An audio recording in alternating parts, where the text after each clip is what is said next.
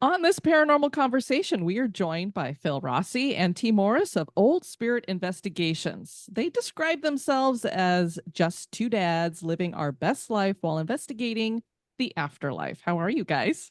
Very Doing good. good. T is definitely having his best life. I could see that right now. He's Rock always- on. He is doing it. He is doing it. Yeah, I'm the one throwing the goat, but look at Phil's setup there. I mean, Phil is the rock and roller between the two of us. I'm the theater guy, but Phil is the he's the Hetfield of our team. Oh, the Hetfield. I see the guitars on the wall. They're not just there for show. I do play them on occasion. Nice. Like, for example, if you watch his and listen to his podcast, Don't Turn Around. If you watch our YouTube channel, Old Spirits, Phil does a lot of original music for each episode. This is true. Yeah. Very cool. Very cool. Beats any I'm not that cool. copyright issues. It does. And beat exactly. a whole lot of copyright issues. Oh, I got to tell a quick story. I do have to tell this quick story. We were coming up on a premiere for our Bird Theater investigation. And I was so excited because Phil tried something different. Instead of doing original music, he found an old, like 1925 ragtime style song. Oh, It was nice. perfect. Mm. And then we got the copyright ding. Yeah. And I went, Phil, it takes true talent to be that guy who goes through the Internet Archives and finds the one ragtime song On the Internet Archive. Well, it was mislabeled too. Okay. In your defense. But he fixed it, and then and it still had the great ragtime feel, and it was that was a fun investigation. That one was near and dear to my heart. Well, the first thing that we like to ask people is how you guys got into the paranormal. T, you want to start? Yeah, I'll start because I think in terms of my interest in the paranormal goes back to a really early age when I was growing up. I grew up in New England and Connecticut, which is a spooky state in its own right, but I've always been drawn to the spooky. I was always the kid that would find the dark corner in the library where they kept all the goods, all the books about Loch Ness Monster, UFOs, all that good stuff. So from a very early age, and there's some strange stuff that would happen in the house that I grew up in, which incidentally was the house that my mother grew up in. My grandfather actually built the house, and it's on old farmland, and things would just happen that at first I took for granted. Looking back on some of those experiences, knowing what I know today does make me scratch my head a little bit.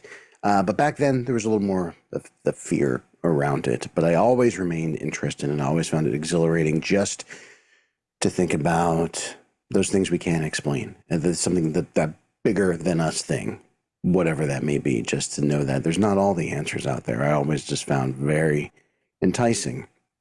Fast forward to the early 2000s when we've got some of the ghost hunting shows coming on TV, which I thought was very cool. But again, it was something I was on the bench. I just liked it as entertainment. Was always an author. Did some podcasting in the early days, which I'll let T share the story of our meeting through podcasting. But it wasn't until just before the pandemic that I decided, well, I've been so interested in the paranormal for so long, and I was looking to kind of jumpstart my way back into podcasting, but wanted to do something different. So I said, why don't I do a paranormal kind of talk radio style podcast that's not just focused on the great ghost stories, but that intersection of the paranormal and the human experience and how these experiences shape us, inform our journey, and just the speculation around what it could all mean. So I started the show, and around the same time it was lockdown. T and I were playing this game called Phasmophobia. Meanwhile, I had started to get inspired to want to go out and do an actual investigation, and I could not think of another soul better for me to have on an investigation than this man sitting right here. And so one night I just called him up and I said, hey man, it's been blast playing Phasmophobia on our computers, but why don't we give this a shot for real? And your response, my friend? So my turn.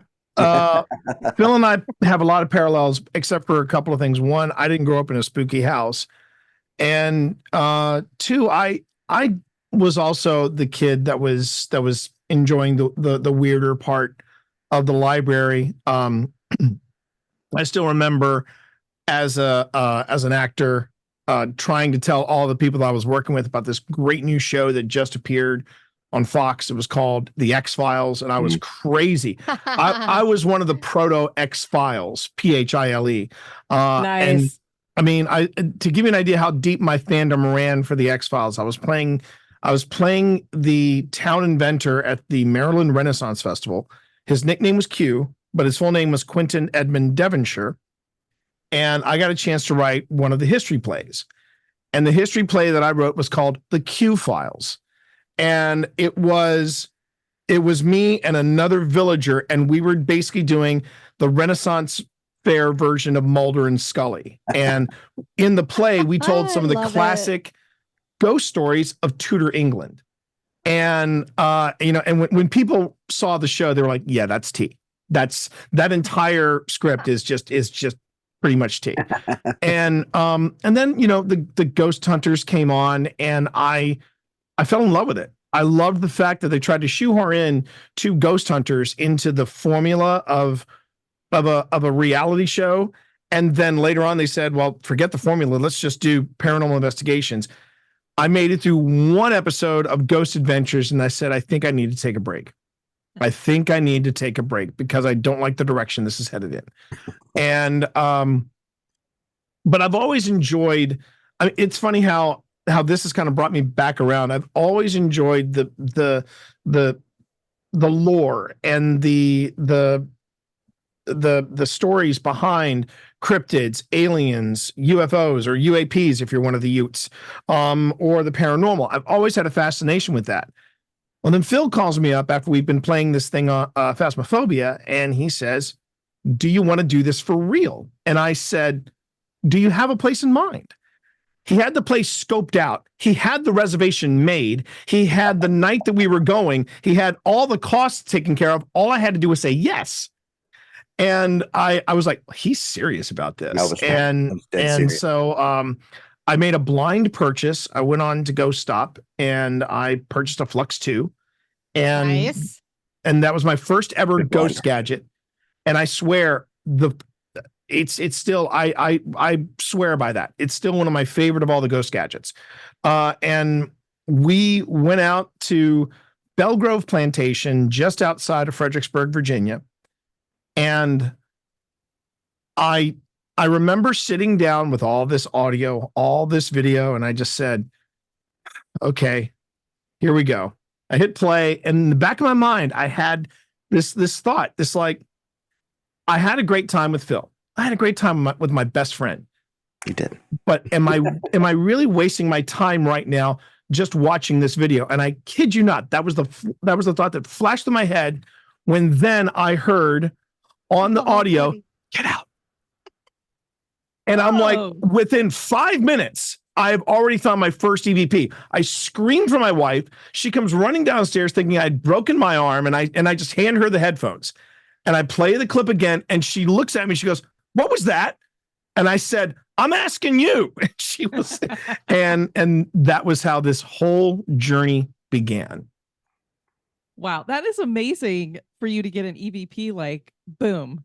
Right off the bat. And I'll tell you, the thing that sold it for me, even before I proposed it to T, was that I had gone with my wife and my daughter to Fort McHenry outside of Baltimore, Maryland, just to see, if we could see if there was anything spooky going on there, because I had been talking more and more at this point about getting out there and investigating.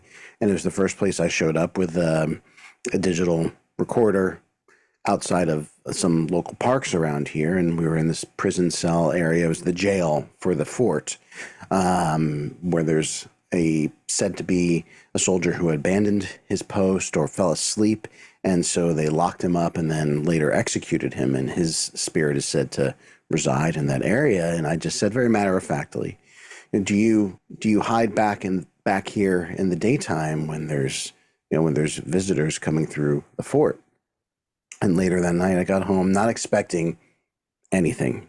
not expecting to hear a damn thing. And I put that file on my computer and I listened, and you hear me say, hey, do you hang out here? Do you hide here in the daytime when there's people coming through? And I got a very distinct no. And that's when I was like, holy shit. Because when you're not, you're never expecting it. Even now, Yeah. we're not expecting it. After doing this for several years, we're still not expecting it. No. And it's electrifying every time. It is. It's a bit like hitting the roulette wheel in Vegas, and you see Yep. you see it fall in your number. Running around the studio. Yeah, and you're just you're like, okay, spirits, make it rain, put everything on black, let's go, and it's you don't lack enthusiasm, by the way. No, we don't. No, we don't. And it just, that was where this whole journey, I feel like it's been more of a renaissance for me. My wife Pip and I, we just mainlined a brand new documentary, 4-part documentary series called UFO on Showtime. And I'm planning to do a 5-minute paranormal on it, and I've got to figure out how the lens flare works, because it was the executive producer was J.J. Abrams, and there was lens flare everywhere in this. I'm like, yeah, it's a J.J. Abrams joint, and it just, I feel like I'm coming back around to that part of my childhood and early 20s that I walked away from because of the investigator who must not be named. I couldn't bear it, because and there's still quite a few things that I've seen on YouTube and on network television just make me go, man, these guys are just idiots. And it's a tough pill to swallow.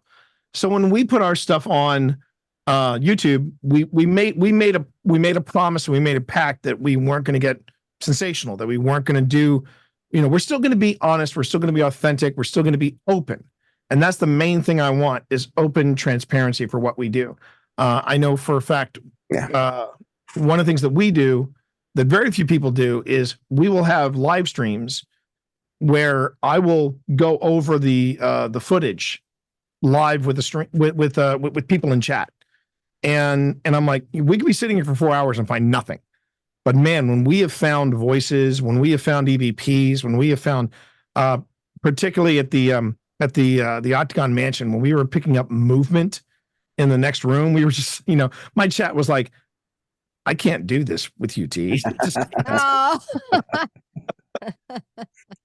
Well, one of the great things about this time in the paranormal, because when we were talking to Amy Bruni, she was kind of telling us whether they were going to get kindred spirits going again or not. And she said there's kind of this dearth when it comes to paranormal TV. Travel Channel seems to have kind of disappeared a little bit. Yeah. And I was thinking in my mind while she was saying that, this is amazing for us, because I think this is the time when independent paranormal is going to start taking over. And like you said, there are a lot out there. We've talked on other paranormal conversations with other investigators where we all know those YouTube videos where they all have the same cover photo with the guys going, shocked faces, and it's got demon in red words, red letters and everything. And they get almost 1 million views. And then there's us, and we get a trickling here. Yeah. But Oh I'm gosh, people absolutely. know when we say something happened, it really happened. Yeah, We're it's not real. going to tell you, because you guys have probably figured out at this point, doing investigations, we can put all the equipment out, all different varieties of things, and have all kinds of stuff going off. But the most intense experiences that we've had are something that are personal. Even, for Kelly and I, she might have something that she goes through that I didn't experience at all, or me. And you can't share that with the world, because it's like, something touched me. Well, I can't share that. Well, and that's the thing too. And T and I have actually had quite a few conversations on this very topic, where there's one tremendous value in the personal experience, right? Just as far as you being the experiencer and what it just does for you in that moment. But then there's something tremendous about still being able to share that personal experience when you're talking to your friends, when you're sitting, having a cocktail at the bar, and you're like, oh, you're never going to believe what happened on this investigation.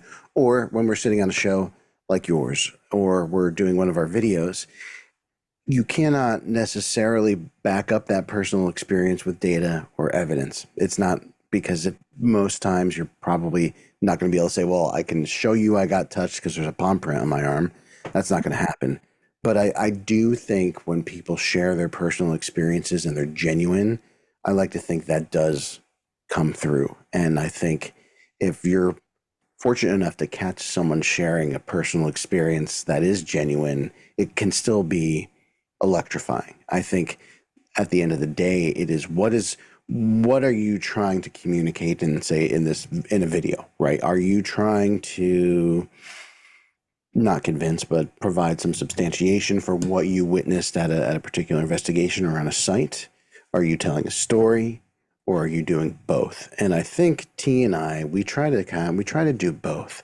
We try to tell a story of what we know of the location, and then a story of what we experienced with the activity, but then also, what we've experienced through the investigation.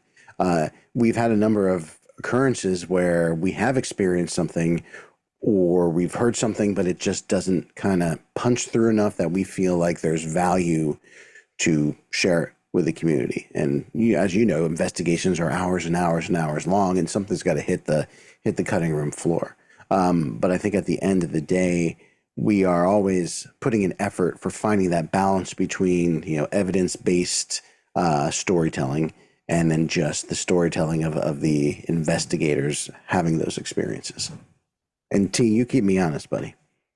I try. I try. So What was that time in 07? Oh boy. Send them Oh to the boy. dirty. Oh boy.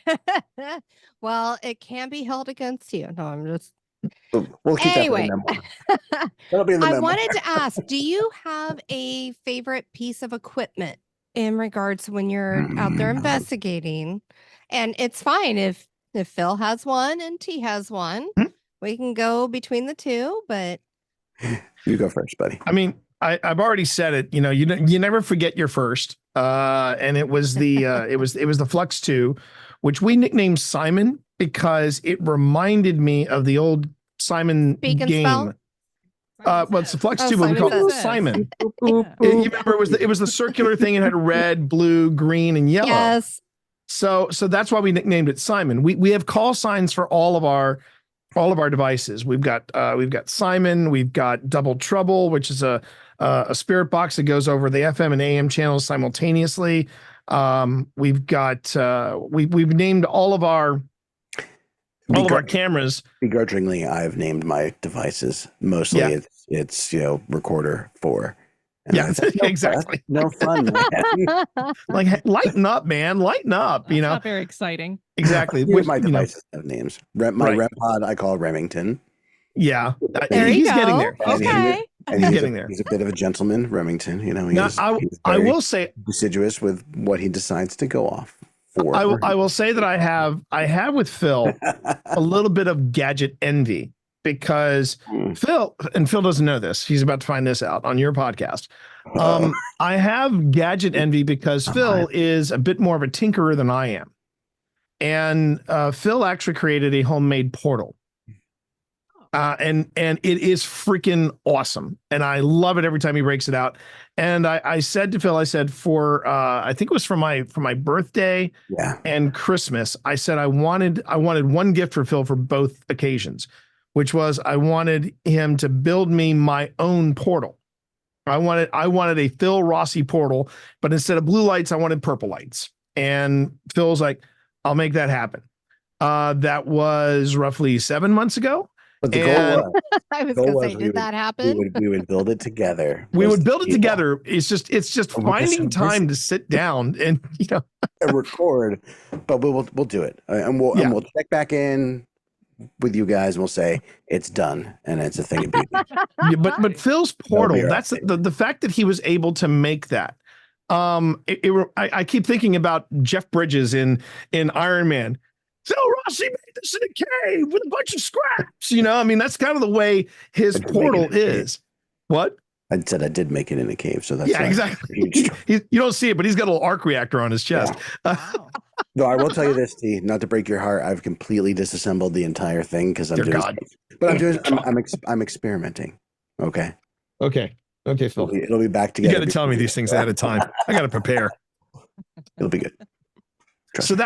that would say that is my that is my gadget du jour. I love the Flux 2. It's there is, I think Phil said this on one of our 5-minute paranormals. He said there is simplicity in design. Mm. And I just recently made a Mecca to Lynchburg, and we went into Ghost Stop, and they're no longer 3D printing the Flux Oh 2s. wow, really? They're molding them. Oh, And they not only feel sturdier, they feel sleeker, even though I know they're not. But it's now, it doesn't look like it came off of a 3D printer, and I'm really impressed with it. Yeah, they haven't changed the price; it's still the same thing. But that would be my gadget of choice, about my desert island, my haunted desert island gadget, if you will. and my haunted desert island gadget is a device, and I did gift T. I gifted you one of these devices. It is Yes, you called did. it Yes, is you called a did. Paratech. It is by a small UK or Scotland device creator called Appy Droid, and it is very similar in form and function, or at least in function, to the Ovulus, but it is a quarter of the cost.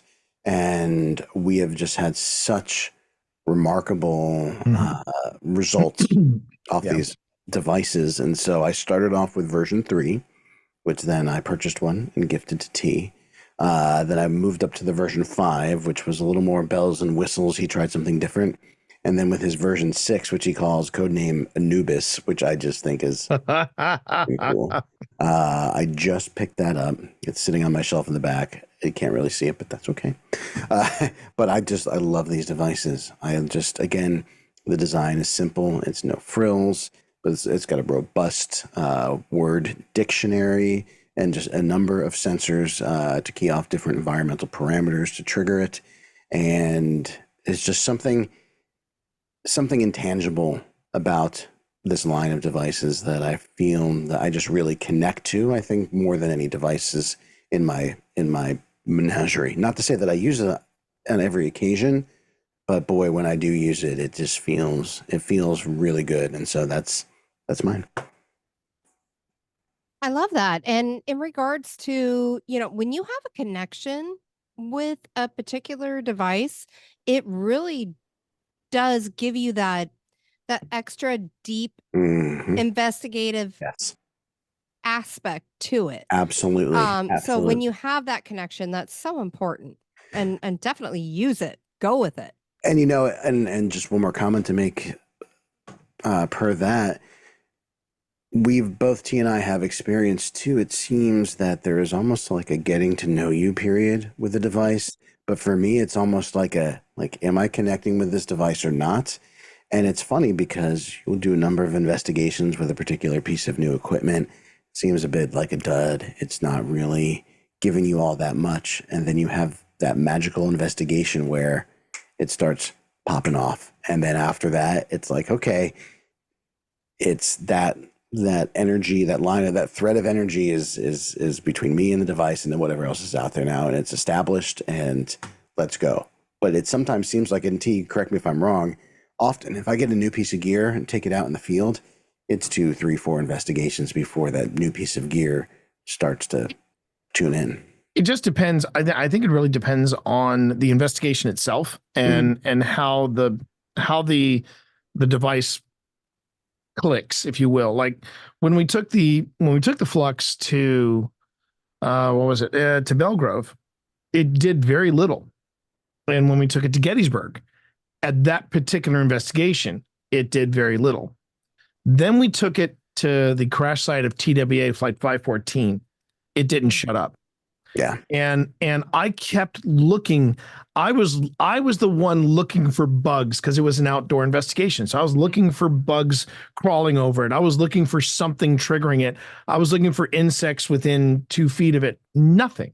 And I'm like, all right, that's pretty freaky. But I will say, I think that there's the connection you make with gadgets, but then there are connections you make with methods. Like, for example, Phil, I think, gives exceptional estus. And I mean, his ST You sessions. gotta buy me a drink first. Yeah, I know. I was just gonna say he Yeah, gives that's enough. exceptional estes. We might have to put Okay. that. We might have to put that on a T-shirt. I give good Yeah. estus, and You can and put That's a that good out. idea. I could not. It was either that going to be that or that's what she said. And yeah. There you go. I don't have that on my board. I don't have it on my board. I have this. I suggest you let that one marinate. But I can't. But instead, but I what I do have is so like Phil, like I said, I struggle with Estes. I really do. I feel like it just I've never felt like any of my ST sessions have ever knocked it out of the park. They've always fallen flat. But then one day I said, you know what? I've been watching Selena Spooky Boo and Call Me Chris do this. I want to give it a shot. And I tried automatic writing. So I blindfold myself. I'm listening to static, straight up static, because this is how Selena and Chris do it. And I just started writing down whatever was coming to mind. And I looked at it like, T, you're a writer. You've done this before. You've sat down and you've just banged out a short story or something. Just do that, T. Just relax, let the words come, and whatever you write down, that's it. And I didn't hear, I heard mumbling, as you do when you're listening to white noise, but I didn't hear any words or anything particular. I'm just writing down stuff. So it ends, and I go, I wonder if that worked. And I took my blindfold off, and everybody was staring at me like this. Yeah. And I'm like, so it worked. worked. And everybody was like, we found your click, T. We found your thing. And like the stuff, I'm still apologizing to my wife for what I wrote down at the old hospital on College Hill, that type of thing. It was some of the stuff. And I've had quite a few people who are sensitive say, now, T, after you're done with this, I know you, T, after you're done with this, you've got to ground yourself. You've got to protect yourself. You got to ground yourself. And I do. I take those precautions. I do everything I can to make sure that I'm not inviting something that is unwanted. But automatic writing has been what I would call my thing. And I would say for Phil, and Phil, correct me if I'm wrong, but I think Phil's thing is the Estes. Yeah, I mean, but then I watch Pip and Tina do an SD session. Well, that's because like I am just that's because they are better at this. They are better at this than we are. Let's be honest. Our wives are getting way too good at this. We need to stop inviting them because, as Zach says, women aren't allowed in the paranormal, right? Oh, Right? boy. Way to make Oh, it boy. It's been great being on your podcast. Thanks a lot. See you. No. Bye-bye. No, I'm just Bye-bye. kidding. So in regards to the Estes, Diane definitely is really good. There you go. Yeah, she is the talented one in regards to that. But I've done Estes with the dowsing rods, and we're always shocked when they actually still move. But the automatic writing is something that maybe I should try that. It's so cool. It's wild. Watch. It's wild. But I will tell you right now, from a personal experience, of doing it a couple of times, where I've done it, there was a lot of stuff happening at the Octagon Mansion. When I was in Gettysburg, it seemed a little more focused, a little more relaxed. But if you go somewhere like the old hospital on College Hill or Crescent or somewhere that's got a really dark history to it, I would say work up to that, because I personally think the reason why our wives have gotten really good at paranormal investigating is because they are open to a lot more than me and Phil are. And I will Speak for yourself. I will argue that. What? Speak for yourself. What are you talking about? I'm wide open. What? Wide open. Well, you always have to be Dude, cautious. you're a barn and door. protect What are you talking yourself. about? No, that's true though. Caution is, safety first, right? Safety first. Cliche, but you need to know your own limits. You need to know what you're getting into. I mean, even with experience should not and confidence is important, but it Mhm. should not become carelessness or, oh, I got this. It's, you always have to approach every investigation like it's all new to you and you're Yeah. a babe in the woods, because it could But be. Things can take a turn, Yep. as they yeah, sometimes do. but you should also know the history and know what has happened in this area. It's one of the things that we really lean on. My wife is a research librarian, so That does she help. tries to do, yes, and she does a lot of research of the history of things that have been going on. And I don't think you should necessarily trust blindly the people that are hosting a certain. So, not to go into too much of the Tread weeds with unless you caution. want to. Tread What with was that? caution. Yeah, I said tread with tread with caution. I know, caution. tread with caution, because Phil knows where I'm going with this. There's a new kind of fear that I think I've discovered in my journeys with the paranormal. I call them the paranormal entrepreneur, and these are people that are looking to do one thing: make a fast buck. And we were at a property with some paranormal entrepreneurs, and they claimed that the history of this particular place was pretty benign, and with the exception of one spirit that was a little prickly, everybody else was great. Everybody else was great. Mhm. And so we went in not knowing a thing about the property, and we go in there, and Phil can attest, I was on DEFCON 2 for most of the evening, because I just felt very unwelcome. I never found out why. I never understood why. And they're like, "Oh, you're just nervous about the house." I was like, "No, there's some juju here." And then we went to one particular room, and that's when things took a real southerly turn with me. I did not call it, when we released the episode, I did not call it a demonic attack, but I did call it a paranormal attack. Something was targeting me.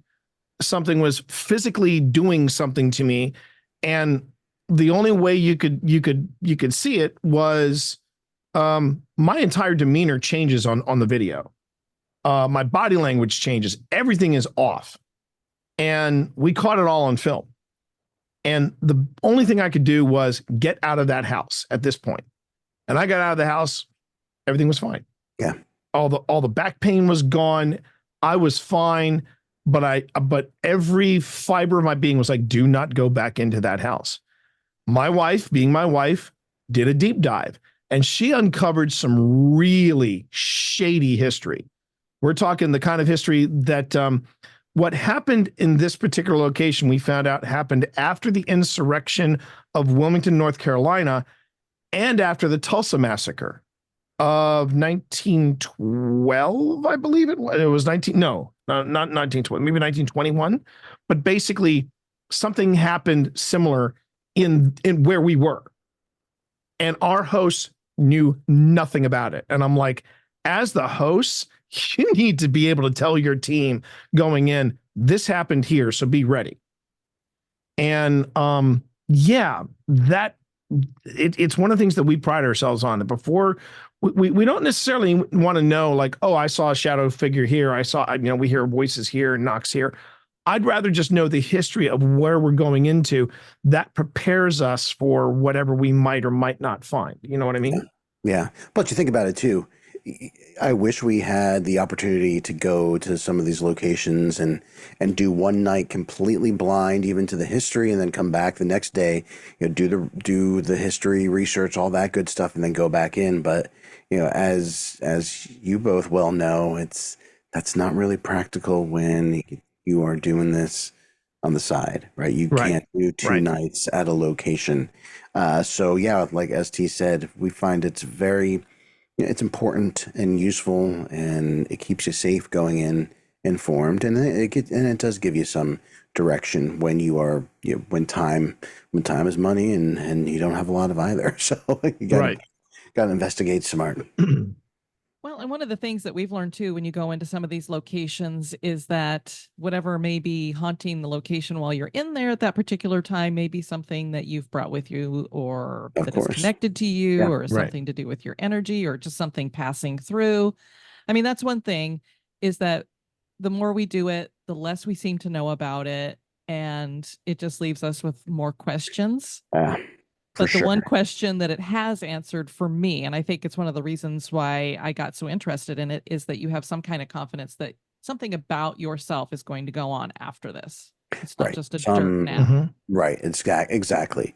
That Yeah. might be part of it, but there's a whole other part of it. Mhm. And I think, at least, this is speaking from my perspective in what I've experienced over the last several years, and then tying that into some recent deaths of people close to me in my life that I've experienced over the last 2 years, and the connections that have come up through devices, through voices that I hear on recording, through voice I hear through the spirit box, is, or I should say, has continued to give me comfort that these people so close to me are not out of reach. And when I feel their presence, when I'm going about my day, that I take more comfort because I at least in my perception of it, I'm feeling their presence because they are present, and that is immensely comforting. So I feel like that has been a real gift for me of this whole experience. Is it has fundamentally changed, and I say this with no drama, but it has fundamentally changed my relationship with death.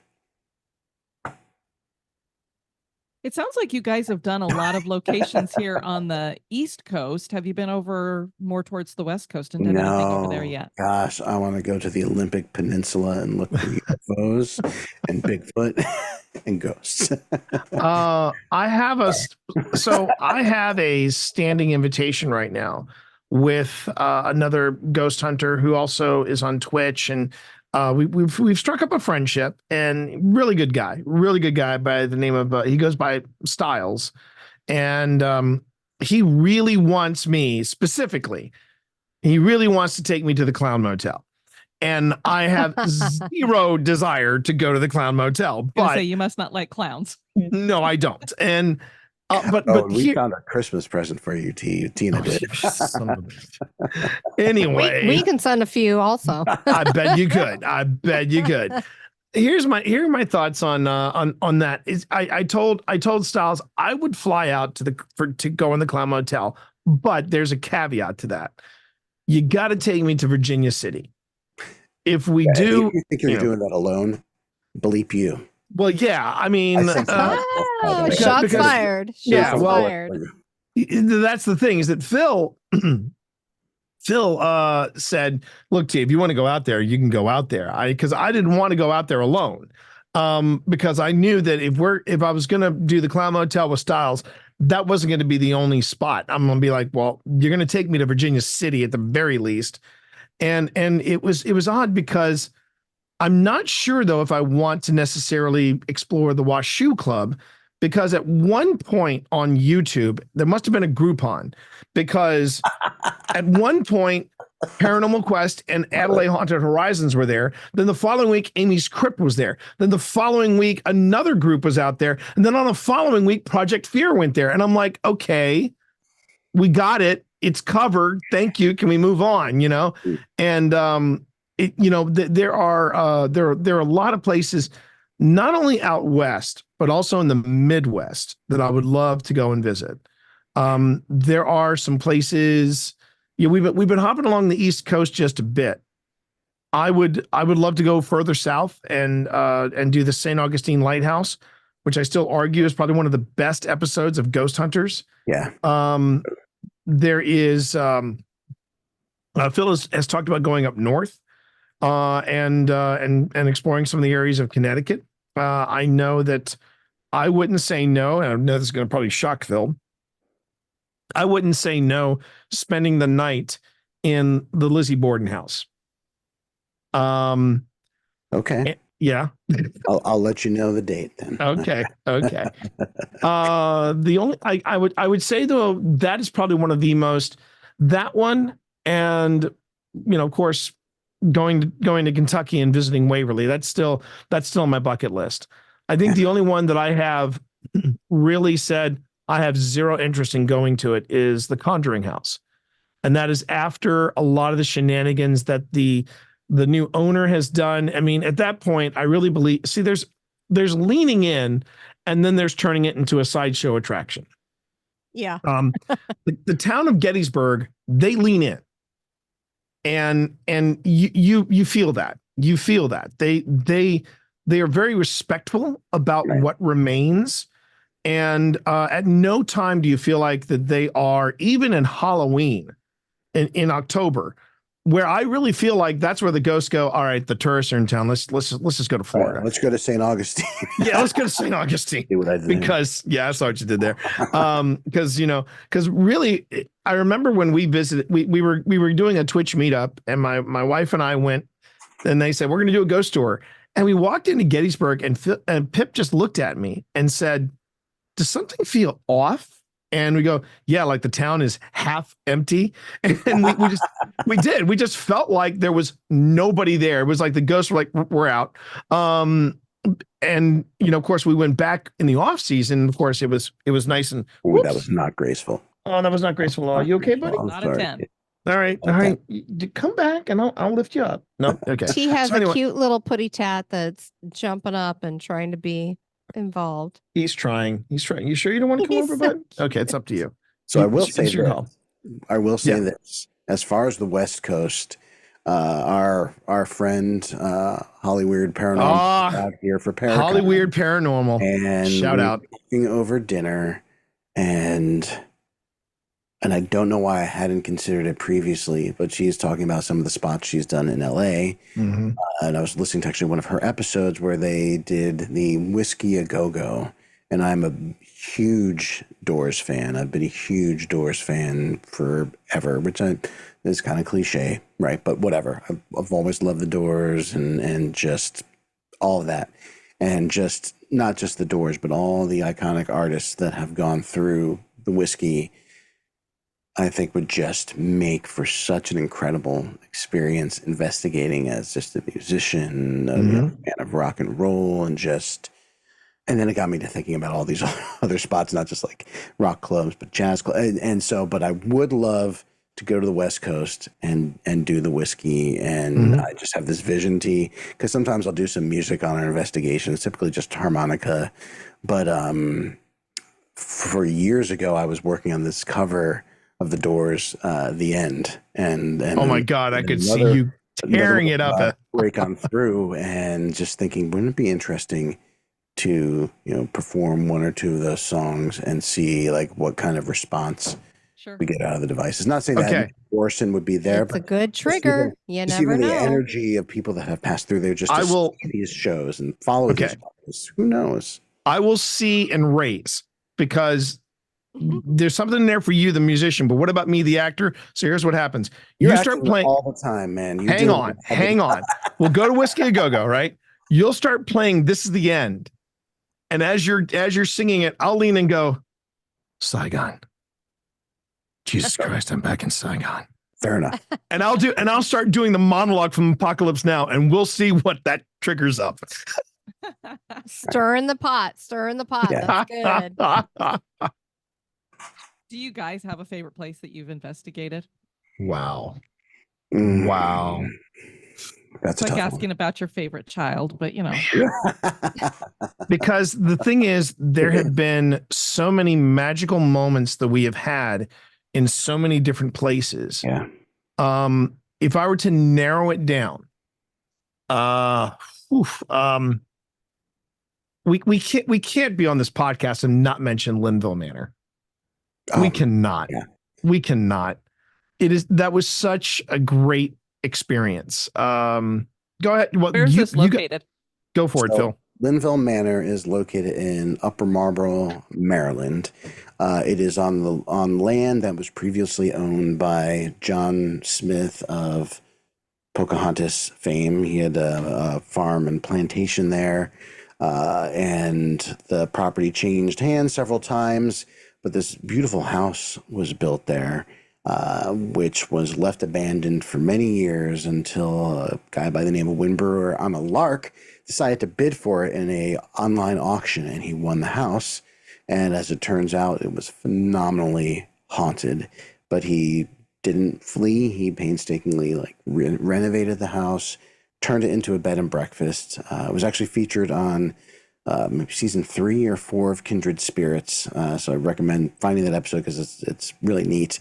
But Wynn himself is just such an amazing person, a great host and a great friend.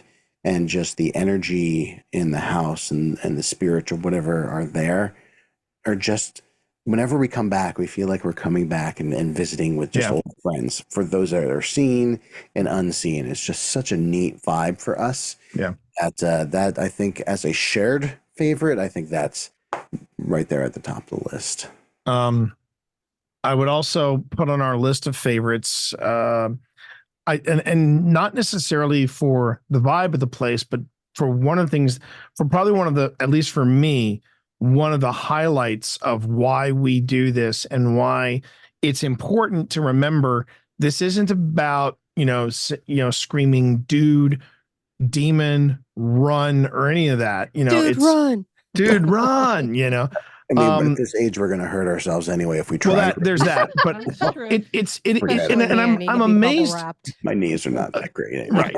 But I'm amazed that more people don't go back to that moment in Ghost Hunters history when Jason and Grant both rip into Brian, I believe it was. They ripped into him going, what are you thinking?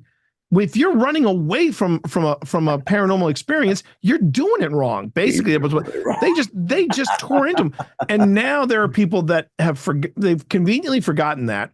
And now what's part of this? You're getting millions of hits from people just screaming, "Dude, run!" or "I've got to get out of this house." It's like, no, when the activities are picking up, that's when you go, okay, hunkering down, we're doing this. Yeah. Here we go. Strap in, put your seatbelts on. Here we go. Please keep your hands and feet inside the car at all times and enjoy your ride. But like one of the coolest moments we've ever had in an investigation was at a place called the Candy Factory. And this is where I what? And I'm just saying another great. I'm just yeah. And I felt like it was there where we leveled up.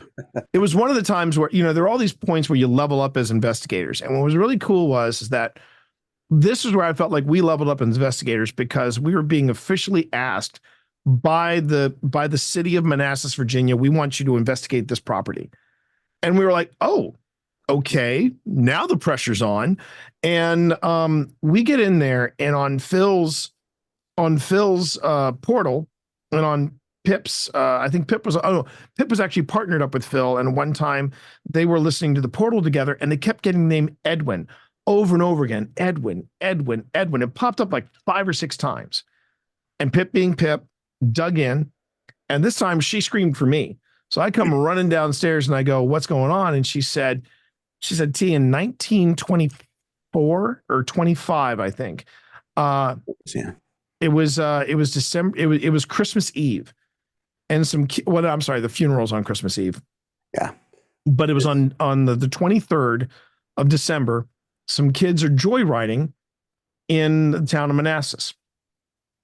And Manassas is a big railway town.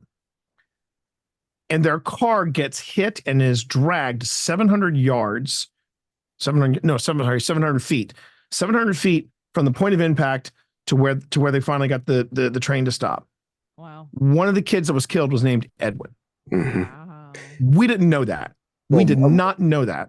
And so what's funny is that on our preliminary investigation of the spot, because we were fortunate enough to be able to do a prelim, and I captured a EVP in the bathroom, on the women's bathroom on the 2nd floor, which is where they have claims of activity. And it was kind of like I heard an Ed, and then I thought it was Edward, but the second half was a little more hard to make out. And I said to Pip, and I think this was around when she kind of discovered this too, I said, what did you say that name was? Was it Edward? And then she said, no, it was Edwin. And I went back and listened, and lo and behold, I mean, again, I can't definitively say it was saying Edwin, but it sure as hell sounded a lot closer than Edward. And every time we go there, we get Edwin through a spirit box, through a portal, through whatever. It's quite a place. Yeah. Yes, that's up there. That's up there. And those would be the two that I'd mention. What about you, Phil?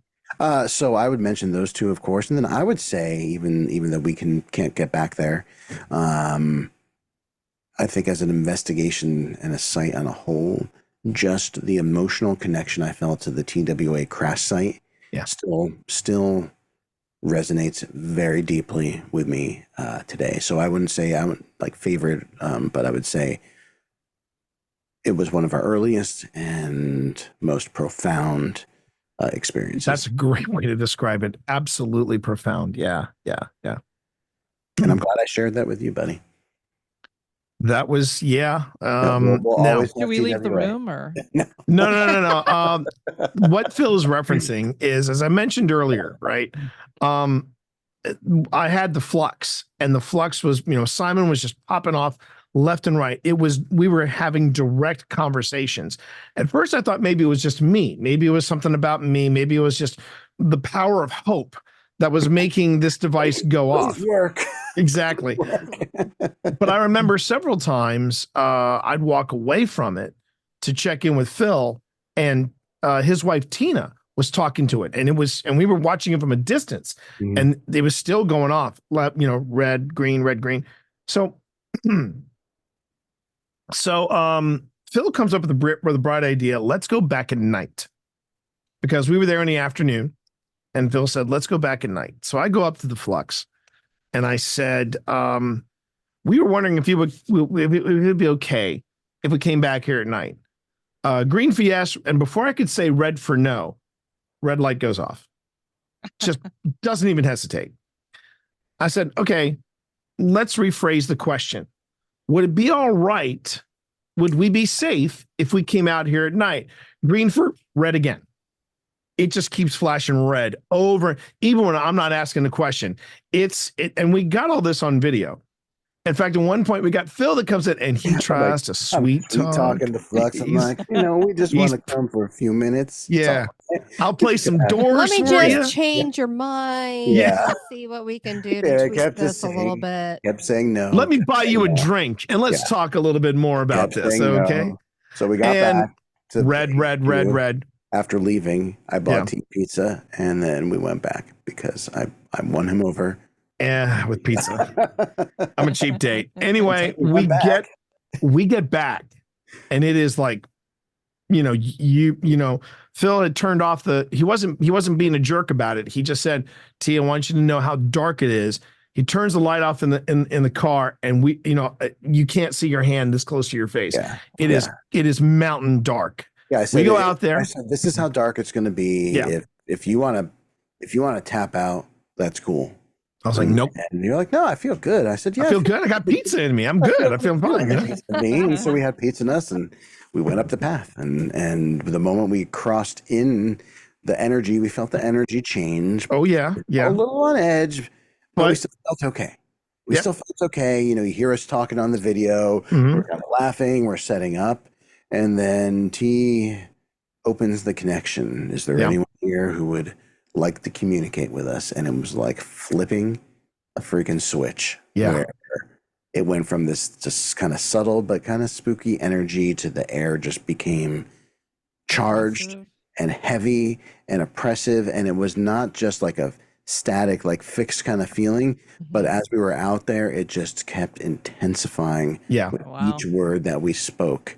The way I would describe it is, this is what the Warrens wished happened to them, it was really, all the stuff that the Warrens claim was actually happening to us. I was not going to be surprised at all if one of us started levitating. It was just that intense. And now keep in mind, this added validity to the flux. It had been going off left and right all day. It wasn't doing a freaking thing now. And then we asked it, do you want to communicate with us? Green for yes, red for no. And it flipped over to green. And I was like, okay, great. We're asking questions, no response. Asking questions, no response. Now we are getting what I would call D-grade, D-grade. There's weird stuff in the audio. Yeah, weird stuff in the audio. nothing we could. But you really got to be share. listening. Yeah. Mhm. But Yeah. there was stuff. I was hearing voices like in the Mhm. trees. It was just getting more and more Yeah. and more intense. And So then I said, hey, I think it might be time to go. And then you said, yeah. This what is did you when say to I me? said, I want to ask one more question and I want to double down. And what did you say? What did I say? I think I I said, can tell you what you said because it's on the video. You said, all right, bro, double down. And okay. I took a breath and I said, are we safe right now? Green for yes, red for no. And please you can be honest. Are we safe right now? Green for yes, red for no. I watched I watched Simon Pulse Blue once, twice, and on the third time, I hear Pharaoh go, it's time we go. And I said, yeah, it's time. Yeah, it was like the entire universe was holding its breath in that moment. And I did not want to be there for it to exhale. Because I just felt like, I don't know if we were going to experience or see something that we were not ready to see. And once you see something or experience something, you can't unsee or unexperience that. And I think that's, I think that's where danger could come in with paranormal, right? Are you necessarily going to get flung off a bridge by a ghost? Probably not. But are you going to experience something that you're not quite ready to experience? It could happen. And I just was not, I knew I wasn't ready in that We moment. were ready at Crescent. But when we saw the shadow figure at Crescent, I think we were ready for that. But if we'd seen anything like that at TWA, we wouldn't be sitting here talking right now with these lovely folks. Oh, no, we really wouldn't be. We would have made it through together. Yeah. Okay. but here's the thing that's really shocking. The reason we cannot go back to TWA is because they have built luxury homes on the site of the airline crash. Oh, Okay, I was going to wow. ask you, is it that you don't want to go back, or you no, really physically can't go back? So you physically now can't it would go be back 'cause- trespassing. Yeah. Now we are wow. have we been tempted to take our business cards and just tuck them in Anybody, the in their Got mailboxes? anything going on? Anything give going us a on? ring. Here's a number Give to call. us a jingle. I've been thinking about that, Phil. I've honestly been thinking about that. There's Consider it nothing. Yeah. I mean, because one of the things that we did do is we went back. We went back to that site after the investigation, and I don't mind saying I got a little obsessed because there was a lovely documentary that Phil actually told me to watch before we went to TWA 514, and it was called Diverted, and it's the story of what happened. And it really brings to light the incredible history of what happened on this flight. Yeah. And but one of the things I thought that was odd is that in the Google search you do for that for Mount Weather and for the documentary, which was made in 2017, there was a memorial, and that memorial was gone. It is not there. Yeah. And I was trying desperately to find out what had happened to it because, the state of Virginia, you don't have to tell people what happened on a property. You really don't. Right. And I'm sure that the person who bought the property, who was going to sell it, was like, well, I really don't want a monument here because they're going to be like, what's that? They're going to go see it and they're going to F that and they're going to be gone. So I was like, did they throw this thing away? Which would explain a lot of the hostility that we were feeling at that moment. And my wife, being my wife, went deeper and deeper into the web and actually found what had happened to the site, to the memorial. And we went back there, and we didn't go in because they had now gotten into full construction of these houses. So we just went to this outjetting of rock, and we just kind of, we laid some more flowers down and we said, hey, look, we wanted to let you know we found the monument. It's here. Don't worry about it. And we're doing everything we can to let people know your story. And it felt very peaceful. As far as going back, I mean, of course, I'd love to go back just to hear I would love to know what there are at least 3 homes on the crash site. I'd love to know what these people are hearing at night. I would. Yeah. And maybe nothing, though. Maybe nothing. Maybe they're Maybe not nothing. Could be. just tuned to that station. The only problem is the dogs are like, you want me to go out? You want to go out for a walk? No, thanks. Yeah. No, thanks. Yeah. Remember that gesture you did at the beginning? That's what the dogs would be doing. Exactly. Woof, woof, woof. You know, I mean, Because I was going to ask what has been the scariest experience That's that what's you crazy, guys. Kelly. We had the next question. I'm like, Kelly, ask them this after they get done telling us about their favorite place. And I'm like, oh my gosh, it's like, are you psychic and saw that we were going to ask what's the scariest thing could that's be. ever happened to you? Or Could be. is there something scarier? we just give good interview. We just, Phil gives good Estes. I give good interview. I was going to ask for lotto numbers, but apparently I can't do that. So. Yeah, I mean, Actually, okay. Completely unrelated. I actually played that joke. And it worked brilliantly. I was having Christmas in New Zealand with my wife's family. That's where she's from originally. And I got a chance to at that time Skype in with my family. And I'm chatting away. Everyone is in turtlenecks because the seasons are flipped. So they're in winter. We're in New Zealand's in summer. So I'm in shorts and a t-shirt, and we're just chatting away. And I said, before I forget, I know I'm going to let you guys go back to your Christmas Eve celebrations, but since it's Christmas Day here, I just want to tell you real quick: 18, 24, 7. 2, and the Powerball is 18, and they all lost it because it was already Christmas where we were. So, and in that sense, yes, I'm more than ready to use that joke, but not when it comes to the stuff that we have seen on together. It's just been. Yeah. Now, I will say, would you say, Phil, the shadow figure that we saw at Crescent, was that scary or was that just exhilarating?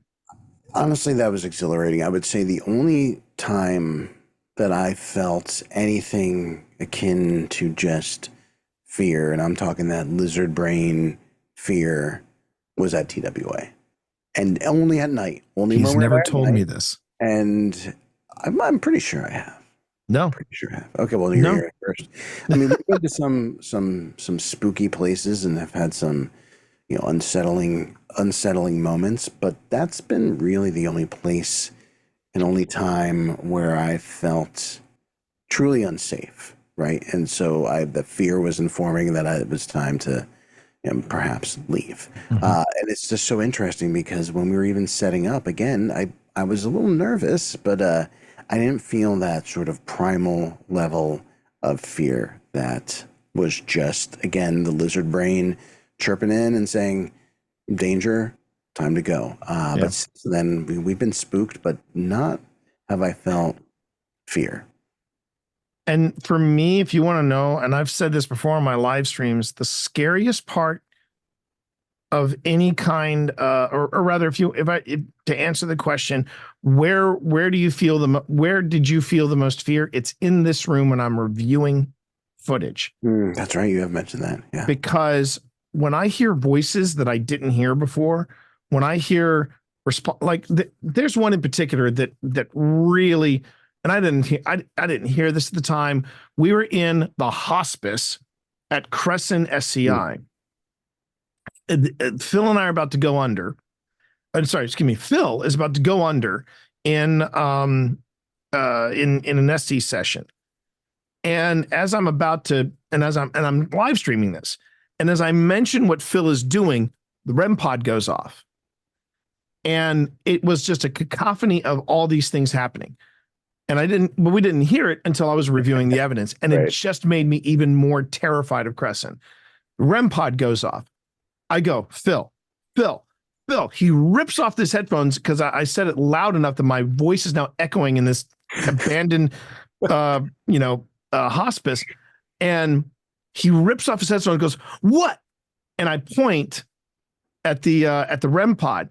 As he's going towards the REM pod, he's lowering his headphones, and I heard Phil on the spirit box. Yeah. Whoa. I mean, stuff like that. I'm just like, if I'd heard that in the moment, I would have been like, "We're out. We are out of here." I know we're supposed to be running towards it, but we are out of here. But I also know this is Phil's influence on me, and then I'm becoming braver as a paranormal investigator. When I was in the old hospital on College Hill, Um, there were the guys that we were collaborating with was West Virginia Paranormal. They were great guys, great individuals. They were playing this thing called playing with us this thing called the horror movie. And what it was we all started at the bottom level and we were working. Right. Yeah, we were working our way up. If you drew the skull, you had to stay on the floor that we had just finished investigating by yourself. And I got the second floor. And this is where the nurse has been seen by Project Fear. This is where people have heard voices and all this stuff. So I think I am streaming, but I am filming myself and I'm chatting away, just trying to talk. My flashlight stops working. I'm like, okay, cool. And then I hear Fast Eddie over here, Eddie Plus, it's beeping. So it's picking up something. And then I hear the puck, which the spike, the EMF spike, which is between me and the EMF and Eddie. It goes off. Mm-hmm. Yes. And then the light on my camera goes out. And I went, well, if anybody sees this footage, like and subscribe for God's sake. Yeah, I was jealous to hear that you experienced all of that. And I'm proud of you too.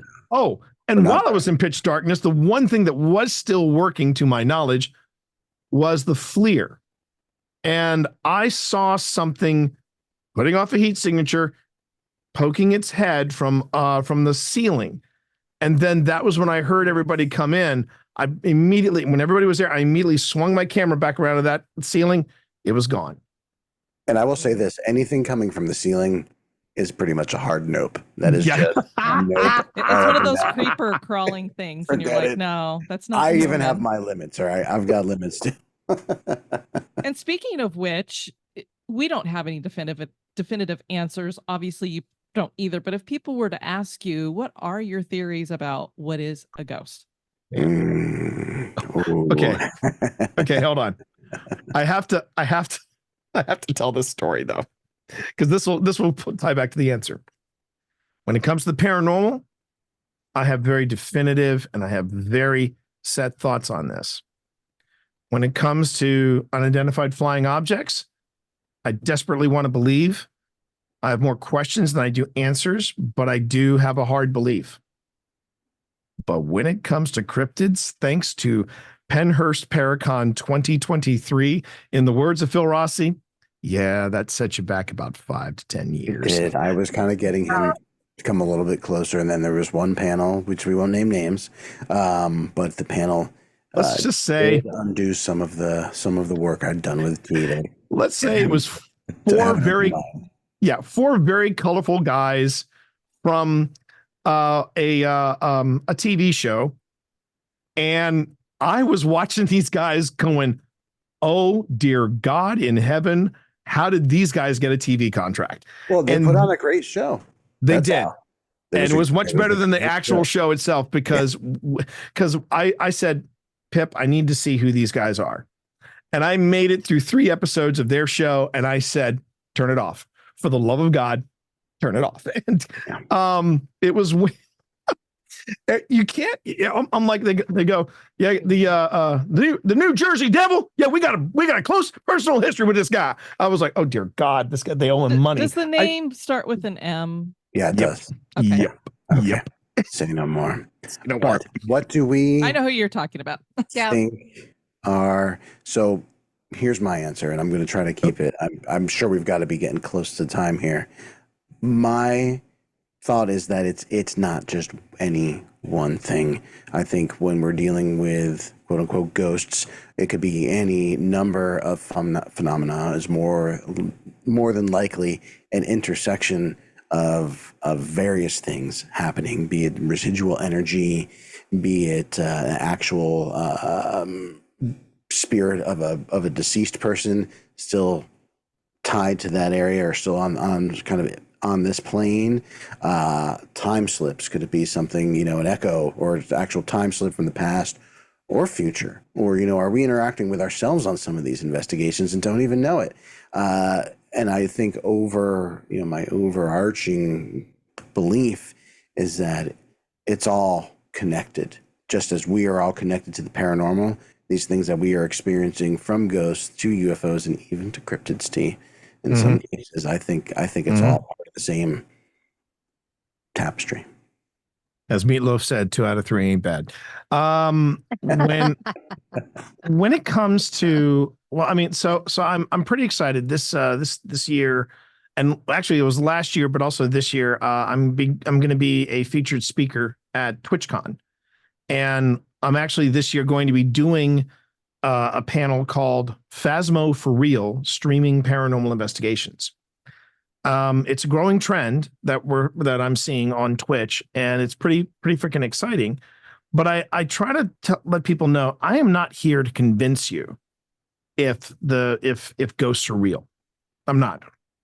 Matter of fact, I'd be the first one to tell you I haven't proven beyond the shadow of a doubt if ghosts are real. But has some weird shit happened to me in this past 3 years? I'm flipping that for you, so you'll have to right. Well, yes, and even my wife was like, this is just Phil and T going off and having a good time, and that's fine. Even my wife has come around to this after an incident in Gettysburg, and for me, I go back again. This is my theater roots. I go back to what I believe it was Hamlet, who said to his buddy, it wasn't Laertes, it was Horatio. He says there are more things in heaven and earth that are dreamt of in our philosophies. I totally believe that my experience with OSI in the short time we've been here, it has really reinforced that. And and yes, very much so. I want to believe when it comes to intelligence from outer space and people visiting us. I will say that I think paranormal research has really opened my mind to these things. I still, though, consider myself very critical of what I capture. I want to make sure beyond the shadow of a doubt that we captured something. I'm going to be a featured speaker at the Paranormal Research Symposium in August. And my topic is the joys of redundancy. And that's going to be where I talk about, because I know there's a trend where people go, well, you want to travel light. So, the camera that you get on your the microphone that comes with your camera, that's more than enough. Get a camera with a good mic and you're fine. And I'm like, no, you want to have another camera running, and you want to have an audio recorder, because if you capture an EVP on the handheld camera you've got, it's cool, but people could say, well, how do you know the card isn't corrupted? I can say, well, I know the card isn't corrupted because if you go to the still cam caught it as well. And if you go to the H4n Pro, it's there as well.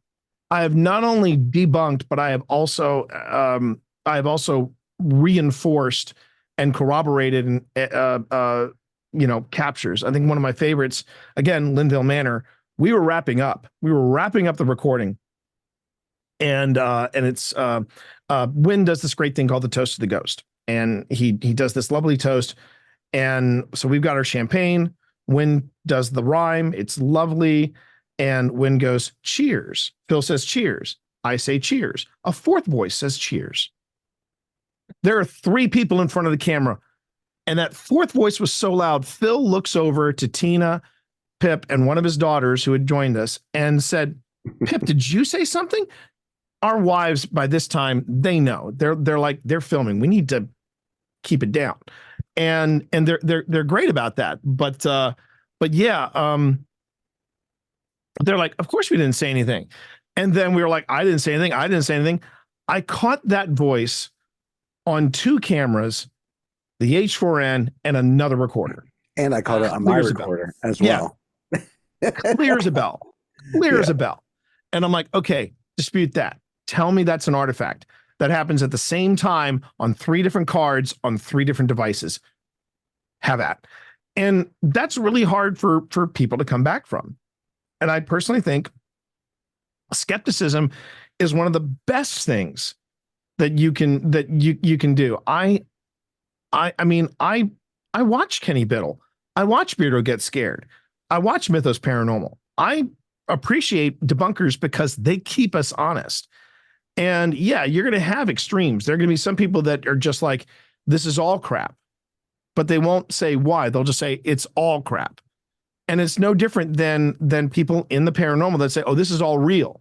Right. I'm like, no, there's got to be a middle ground. And I think, debunkers like Biddle and like Beardo, they're important to the paranormal because they help us. They help us prove what we're experiencing isn't a flight of fancy, isn't our imaginations running wild. There is something to it, and that's my takeaway from this. Yeah, I mean, and I'll just follow that off with a very simple statement. I think to be, and I don't even want to use the word successful, but to get something out of pursuing paranormal investigation, whether or not you are a skeptic or a believer or somewhere in between, going critical, going with an open mind, and be ready to be surprised and be ready to, maybe have some of your perceptions and some of your philosophies just shifted even just a tiny bit to where they were previously. And if you're okay with all that, then I think you're going to enjoy going out there and then seeing what else this world has to show us and wow us with. I think those are very wise words because we started off that way. We called ourselves open-minded skeptics. Yeah. So leaned more skeptical, but we're open to something happening. Yeah. And now, as sure. we've been doing the investigating, I feel my level moving more towards the believer, not as much of a skeptic. Right. But I think it's like you guys said, it's very healthy to be somewhere in the middle because there are those audio artifacts.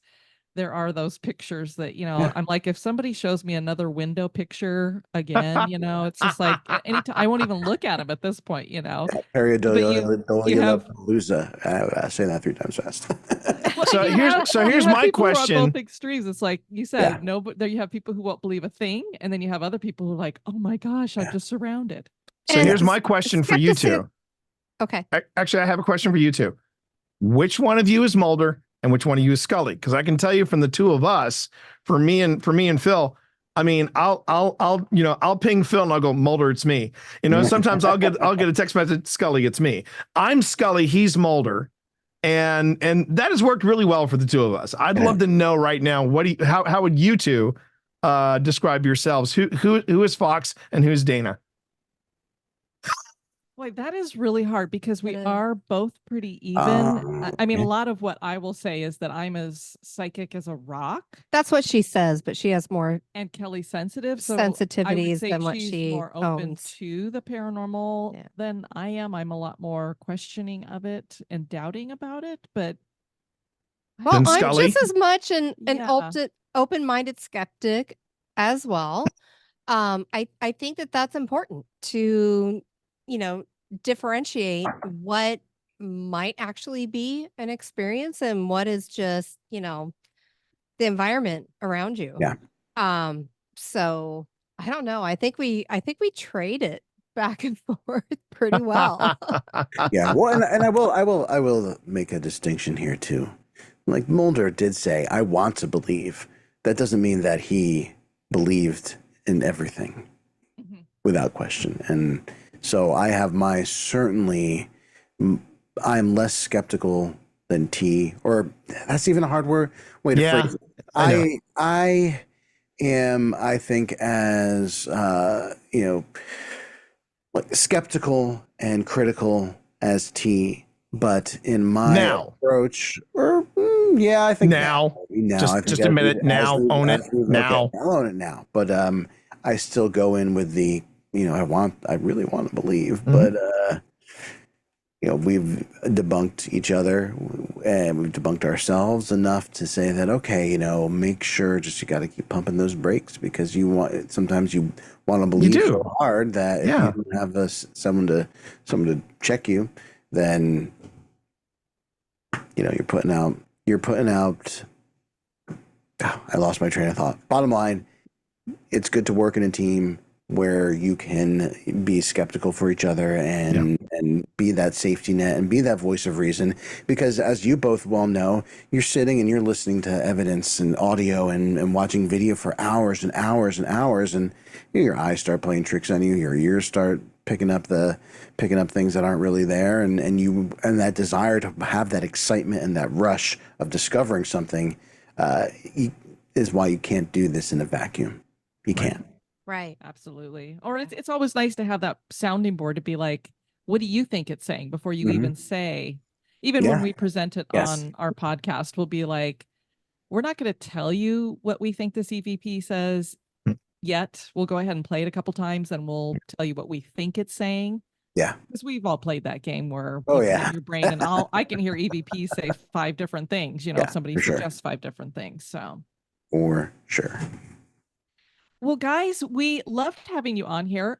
Please let everybody know where they can find out more about Old Spirit Investigations. And you both have your own projects, I guess is what you could call them. I know you've got podcasts, there's the Grim Gazette, there's just tell us everything about you guys.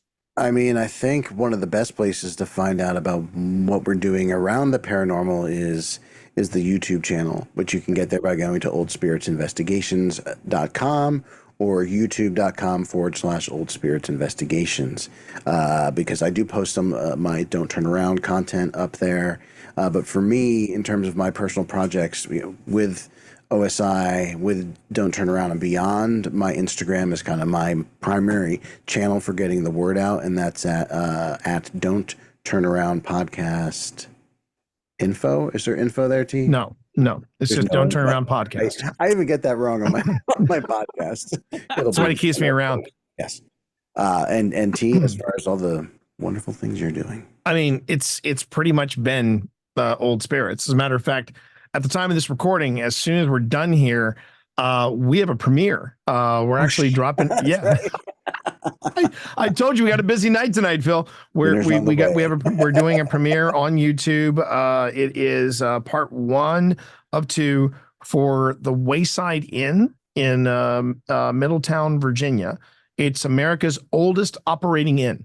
It was founded in 1740, and there is a lot of juju there, and so we have that premiere coming, and I'm doing stuff with, I occasionally do some stuff with Phil on Don't Turn Around.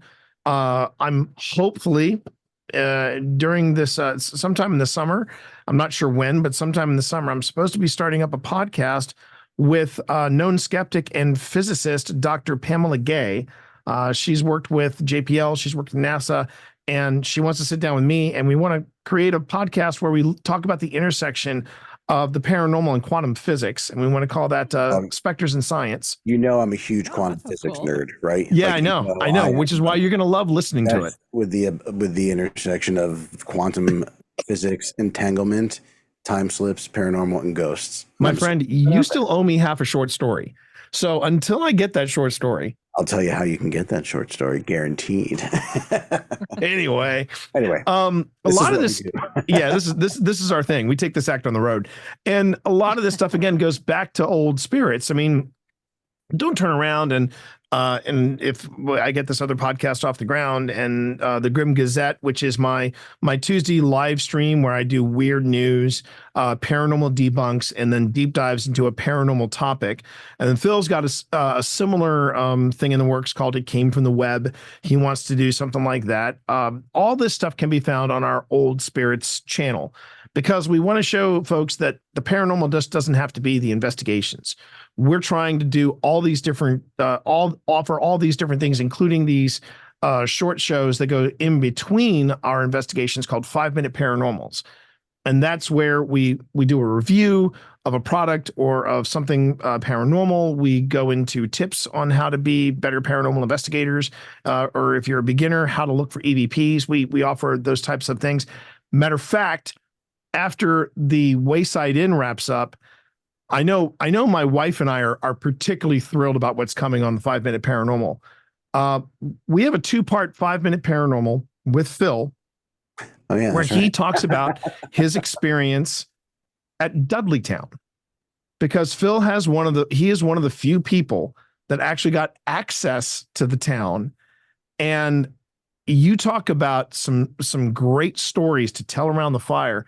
Phil, we have been begging Phil to do a recount, and he just sat back and he was like, okay. And he kind of got into that whole Vulcan, Vulcan mind trance, and he went back in time, and then he restated a lot of the stuff that happened to him in Dudleytown. And I'm listening to this going, this is not only freaking me out, this is quintessential Phil Rossi right here. And it explains why he has written some of the stuff that he's written. It explains why I am the way that I am. Exactly. And then with all of this stuff going on, and I'm really hoping we can wrap it up. And this is what I was teasing Phil about. Phil and I are actually working up, because we're both writers. We're both authors. This month, July, the 5th edition of Podcasting for Dummies is hitting the shelves. And that's something that I wrote alongside a guy named Chuck Tomasi. And I'm also the author of Twitch for Dummies, but I'm also a science fiction, fantasy, and now horror author. And Phil and I, based on some of the experiences that we have had over these past 3 years, we are working on a collection of short stories called Inspired by True Events. And this is a series of short stories from Phil and myself, all horror, some of them directly based off of stuff that we have experienced as paranormal investigators. And it's one of the things that, and we're closing in on finishing it up. And once we get that wrapped up, hopefully we'll have it ready by October. That's my goal anyway, Phil. That's my goal too. Okay, great. That's what I wanted to hear. Good answer. I'm banking this story. It's actually done. I'm just waiting for the right time to play my cards. So we could have found that right time. We'll talk.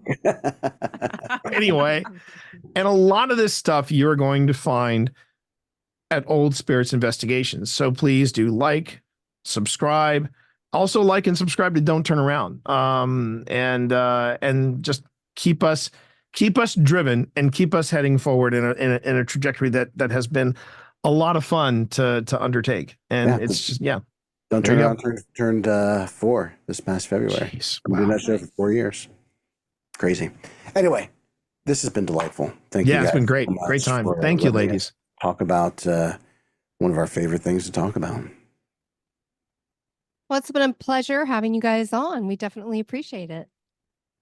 Yes, thank you so much.